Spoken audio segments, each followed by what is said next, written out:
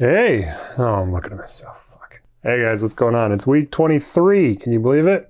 Another week. For anybody new, we got a business. We're trying to sell cards from our basement with the end goal of establishing a real LGS. We want to do cardboard, send it, buy it, cheaper money, higher money, but we don't want to be a scalper. So isn't everybody scalping in capitalism? Shut up. We got some stuff over there. We're starting to get organized. There's a bunch of stuff over there you can't see. Some stuff over there. And you can buy it. It's on pandorasdeckbox.com. If you go there, you can save 5% with the code Eat, Ship, and Die. You can buy some stuff. We'll put it in a box, and we'll send it to you. And you can have it. And you can open it, and you get joy. And this is what's been going on the last week. Every week, the whole point of this is we're telling you about the business. Whether things suck or they're good, we're gonna tell you about it. And guess what? Here's what happened in Magic last week. Innistrad Remastered happened. It's over there. You got some Inri. It's Friday as we film this. That's release day. People have had it for like a week and a half now. I'm opening it. It's been looking good. Professor, Tulare Community College, she put out a review of the set. A-. Pretty good set. Now, that's funny because he's been shit-talking this set for like months now. He said, no, you can't just jam 5-volt sets that weren't meant to be together and have them expected to work. But it does. He likes it. And the value is good. And for now, pre-release, now it's release day. And the singles are going to go down in value. This is going to be what happens because this is going to be 10,000 people. More than that, 100,000 people opening it. Who knows where it goes? Sealed collectors probably going to go up. The people that open the sealed collector boxes, we're going to open one. We might open two. We're going to hunt for a serialized Edgar. That's what people want. They want the Markov. They want the fancy number on the side. We've never hit a serial. We never even hit a fracture foil. So maybe we get some cool stuff. You got the movie posters. You got fancy ass retro foil stuff. We're going to open some of that. We're probably going to open a play box as well. I'm excited. People liking it. Everybody was hating on it. Now people are liking it. Same shit happened to Foundations. Foundations collector booster boxes were $400 for a long time. They've come down a little bit. They're like $370, $380 now. So who knows? We'll see where those go. They're on the website. You want to buy some? Ship it to you. Aether Drift is another set that's looking pretty good. And now people hated Innistrad until like literally today. Maybe they're going to love Aether Drift and then hate it on release. Who knows? Maybe it'll flip-flop. I was always anti-Aether Drift. It seemed really dumb to me, but it seems to be the early opinions of people that it's kind of cool. Now, that said, they did the debut trailer. That was cringe as hell. Nobody wants to watch that. It was awful. And they released these new foil treatments, the gold borders. I kind of like them, but they're very polarizing. People are... They're not super happy. Here's a little clip of what they look like.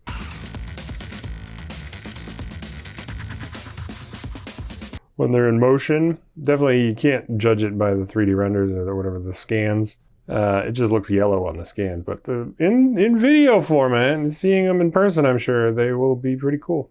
I think they're cool. I don't know how much they're going to hold value because they're, like I said, polarizing. All right, whatever. Commander decks have been revealed in full. The full set has not yet been revealed, but the Commander decks have. They have pretty good pre-release value. The reprint value is something like between $120 and $150 if you're talking about the Energy deck or the Online Cat deck that I can't remember, the Zombie one.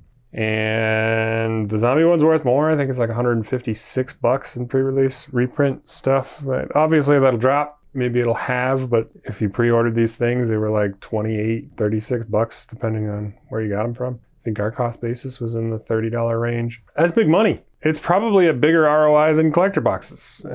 Play, who knows what happens with Play. That's going to be the first set to have Play boosters that are 30 packs instead of 36. So it's going to be a bitch to draft with. We'll see how that goes. It could be a total mess, but who knows? Maybe there's still fun to be had there. Maybe you just have to buy 2 boxes, which is, of course, what they want you to do.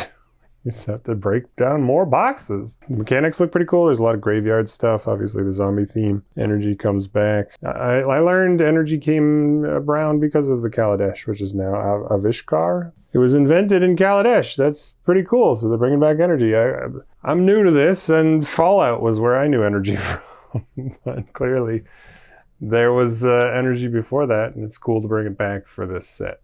I think it'll be fun. What else is going on? Magic Land Mystery Booster 2 comes back in a week and a half. That's right, they're dropping it for the Festival in a Box Chicago edition, which has some cool new promo cards. There's a first sliver Future Sight frame. Here's a picture. They didn't say they're going to include any collector booster packs in this one. Hopefully they are. Or hopefully they reduce the price, because I think it was $250 last time. It was a great purchase. We sold our MB2s for $300, and we cracked 2 of them. They were very, very fun to pull cards out of.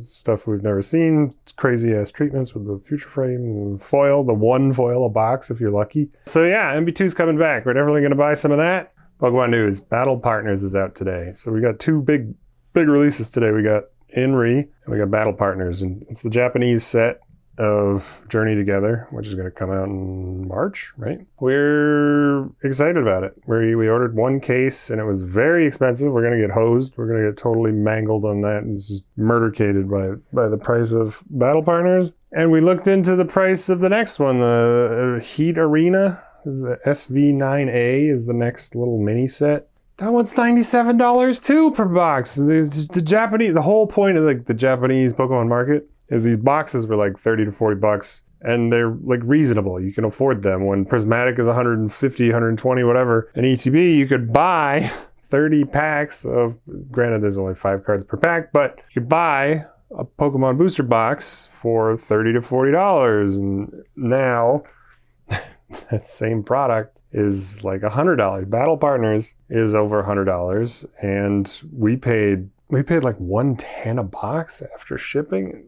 This is insane. To make our 10% target margin, we're gonna have to sell for $130. It's going on eBay for $94. So yeah, that one's so desperate we may have to do a rip and ship. We may do a whatnot stream just to like see if we can sell like single packs and maybe make a margin on those. But holy shit, man, this is brutal. And I was like, I want to get in early. I talked to our wholesaler guy. I was like, we got to get in earlier than this because it's too expensive. And it was like, can we get into Heat, whatever that, what's it called? Heat Wave Arena? The next one, the one that's not Gloria Team Rocket. Can we get into that one early now? And he's like, yeah, it was $97 a box. That's the early bird discount is still $97 a box. Oh, it's miserable. Gloria Team Rocket's going to be just awful. It's going to be so bad. But at least you've heard of the Glory of Team Rocket set. You didn't even know this middle one existed. Heat Wave Arena. Nobody's talking about it. There's no excitement on that. So anyway, I don't know if we're going to buy it. Battle Partners may be the breaking of the camel's back on Japanese products. We may take a little break, or we may grab some of the older stuff that is actually cheap. It's miserable. It's miserable out there. Everything's expensive, and nobody wants to pay it. So it's hard to buy. So you get this duality of the business where if everything's cheap and you can get it, nobody wants it. And if you can make money on it, if you can sell something that's in demand, you can't get it. It sucks. It sucks being a business. Stop trying to do this. I know you're excited to watch people do this. Just live vicariously through us. Don't do this. It's very dumb. Last video, the last vlog we posted, I put the money in. We made $600 profit last quarter. We started in August. And, our hourly rate was like 43 cents an hour. Just don't do it. It's not worth it.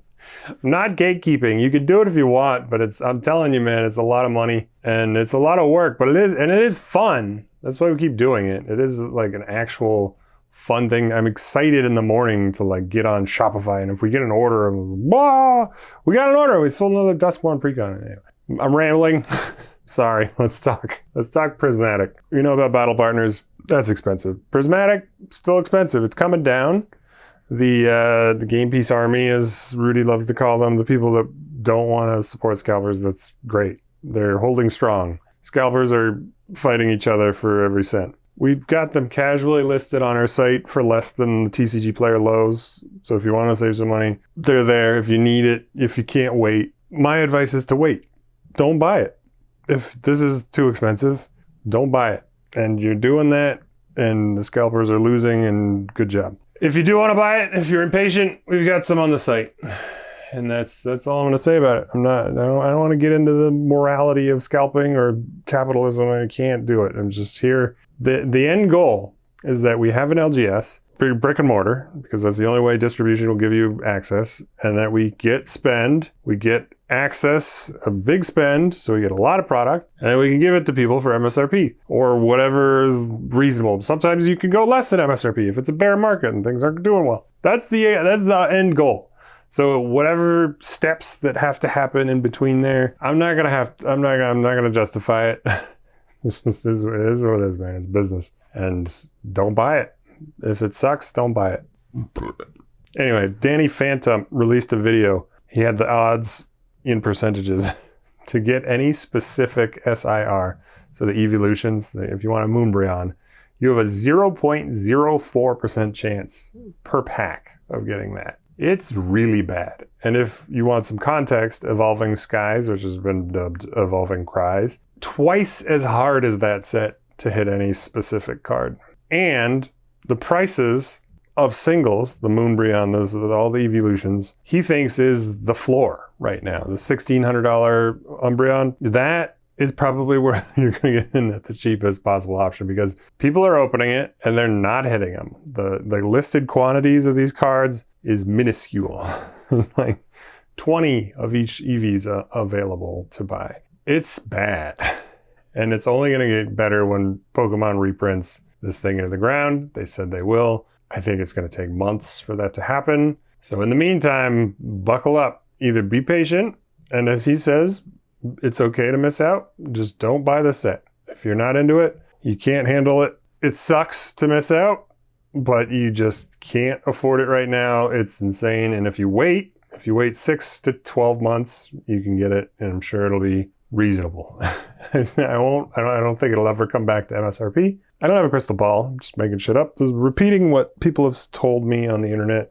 It certainly seems like it's never to go back to MSRP. But there's a chance it could be $80 in ETB instead of $120. That could happen in 12 months. If you want to wait, I would recommend doing that. If you don't want to wait, you can pay a little less than TCGplayer by going to PandorasDeckbox.com, and you'll save 5% if you use the code EAT, SHIP, and DIE, all one word. All right, whatever. Business news. All right, this is the cool stuff. This is the fun stuff. We ordered some merch. We've got hoodies, we've got t-shirts, and we've got a sweater for Alex. It's going to be sick. That I will wear in the vlogs, and you will know that I'm a legit employee of this business. No longer just a scalper in the basement wearing potato sacks. Not today. New duds today. What the fuck am I talking about? We got some merch on the way. We ordered tokens. That's right. For months, I've been talking about this token idea that we wanted to put in our orders. We had flyers in the early days. We said, hey, leave us a review if you liked your order. And we got those printed. They're just black and white on a floppy piece of paper, nothing big. But they fit in the team bags that the cards come in. So now we're going to have proxy tokens, treasure tokens. And we had our buddy Nick design some art. He used AI, but he also did a lot of hand painting and shit. So digital hand painting. And that art is sick. It's on our website. It's the banner on the homepage. And now it's going to be a treasure token. And on the back, I'll show you. Here's the images. And this is going to be our flyer. This is going to be what we stuff envelopes with. And it's got a link to the website so you can go find it. And it's got, hey, we have Instagram and all that other shit people do. It's exciting to me. And eventually maybe we'll print some foil ones that have like special discount codes on them. But for now, this is the evergreen one that you can print a million times and always stuff in an order.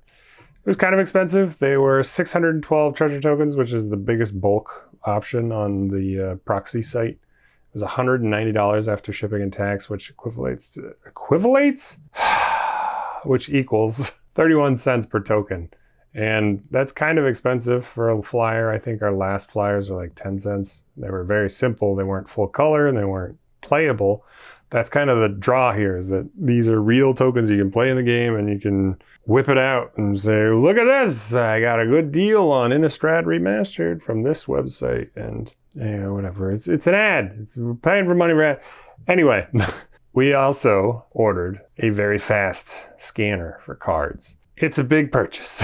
It's a business expense. It was $730 and it won't ship until mid-February. Why? Because they're sold out. Because TCGplayer just announced there's a new thing for inventory management. And it's called this. I can't remember it. There used to be the other one, Quick List, and it was a pain in the ass, and the scanning was not great. And scanning the Pokemon cards was such a nightmare because every one I scanned, even though I told it non-foil, non-holo, it says, do you mean the Pokeball holo version? For every single card in Prismatic, and it was such a fucking pain in the ass. Anyway, there's a new one. And it's the one that comes in the Roka sorting machines, the $20,000 machines. Roka Vision, whatever they call it. It's their little AI algorithm that matches cards to the database. So what you need to do is you need to scan your cards, and that sucks if you're doing it with the camera like we've been. But there's a machine. There's a document scanner, and this is the one that's been very popular in the sports cards industry. You have to like modify it to make sure the cards don't get eaten by the rollers. It's a project, but theoretically it's going to help our workflow. We're going to be able to scan cards quick, and then just you click upload on the things, and it doesn't alphabetize all the cards at the end. That's still kind of the pain in the ass part, but it's fine. That's what the robot's for. What are we going to afford when we're... Listen, let's do a $1,000 investment at a time. We get this fast scanner, then we can sell singles way quicker. Maybe it even enables us to apply for direct, because the thing that I'm most afraid of with direct is these 500 card orders that you have to fill in a day, and it's too much. So maybe if we have like a nice quick system, maybe we can churn single cards faster. That'd be nice. We have been selling a few more single packages. We haven't turned off the mandatory manual price on shipping. It's still $126 a package, so it kills the orders. And again, we only have like 4,000 cards in inventory, so it would be fine if we had 50,000 cards and we wanted to slow down. We'd probably trickle to like 5 or 10 orders a day if we had that. But small inventory, chance for these bundle deals that people are looking for multiple cards from one seller. That's not going to happen as much when you have a small inventory. So if we want to keep pushing singles, and we do eventually, we got to get organized. I said that for 5 weeks in a row now. Once we're organized, we can sell more cards. Just don't want to push things while we're disorganized. We're selling sealed product on Pandora'sDeckBox.com, which is pretty sick. Like once a day, I'm going to the post office with boxes of stuff. It's going out the door, and we're getting money, and it's working out. And then you buy Japanese booster boxes, Pokemon. There's a whole case of Terastal. No, there's 2 cases of Terastal Fest unopened. Been on the website for a week. Nobody wants it. Anyway, that's it. Oh, the other thing we did yesterday, we did a stream. We were on Twitch. I'm probably going to change it to YouTube, but Twitch was what was set up. So I did Twitch. And we had some people come visit from the Discord. I have a special Discord with very special people. And they showed up, and they're like a bunch of degenerate reseller folk that they're common. Shut up. Shut the fuck up. Anyway, we had a bunch of people in the chat, and it was really fun because we were opening MH3, and we had one guy really, Addy, kicked ass. Trade wins. He knew all the commons and uncommons. There's like, what is this? The stupor? There's a bunch of commons and uncommons worth like $10, $15 in MH3. We would have breezed right past those. So what I'm trying to say is that maybe we'll do some more streaming. Maybe Thursday streams. Maybe that's what we do. Kind of liked it. What were we doing on the stream? You might ask. Well, you can go watch the VOD. Here's a link to the VOD. We were opening Modern Horizons 3 because we bought that real cheap. It was like $190 for our cost basis, and there's theoretically an EV of like 240, 260 estimated value. And we hit a lot of that. We got pretty good cards, and we didn't hit an Ocelot Pride or a Tamio or whatever. Got good value. It's a good set.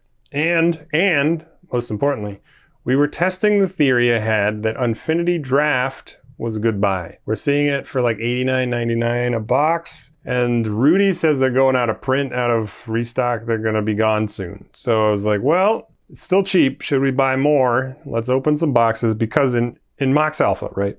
This is a tool that shows you estimated values on a sealed case, and they use some algorithm to say this is the likelihood of hits. They say the value is like $92 after fees. So you're still making like a couple bucks anyway. And I was wondering, there's a box topper in the Infinity draft set, right? And the box topper is always a shock land that is foil. And those are around $18 to $25.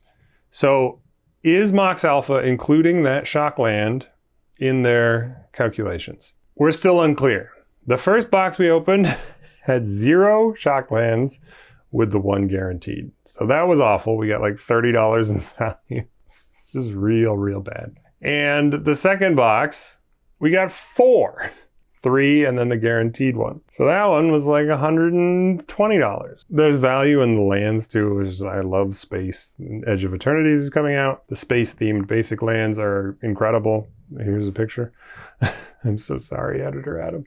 And wanted to get some of those lands. Those are like between the lowest is like 50 cents, but they go up to like $3. The mountain planet one is incredible. Anyway, those are good to have. Those are valuable, and maybe I keep them. Maybe we don't sell those so much. But whatever. The shock lands are why you're here. We had 4 in one box, 1 in the other. I think the only thing we can do is open more. We need more data. We've got a box of 6 more. We've got a case. Maybe we crack that open. Maybe buy some more Infinity.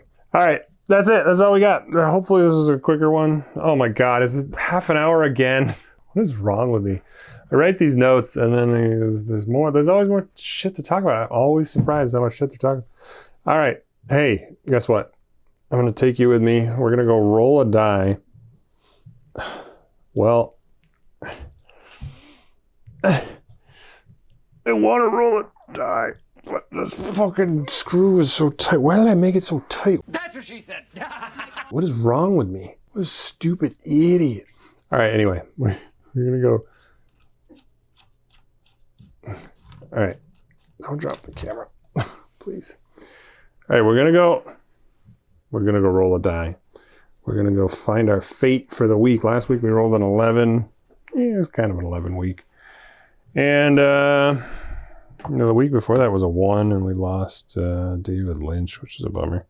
So I control the universe with the roll of this die, and it's pretty important that we get it right, because that's how it works. When you do a random thing, you can control that. If you've been watching these videos, why? No, thank you. That's what I meant to say. And you can subscribe, you can like, you can comment, you share it with your friends. You can do none of it. I don't care. I never do any of that shit when people say to. You don't have to. Let's roll the die, and we'll find out how this next week's gonna go. All right, here we go. You know the deal. You know the deal. Here we go. What is it? What is it? What is it? What is it? What is it? What is it? Too close? 13? You know what?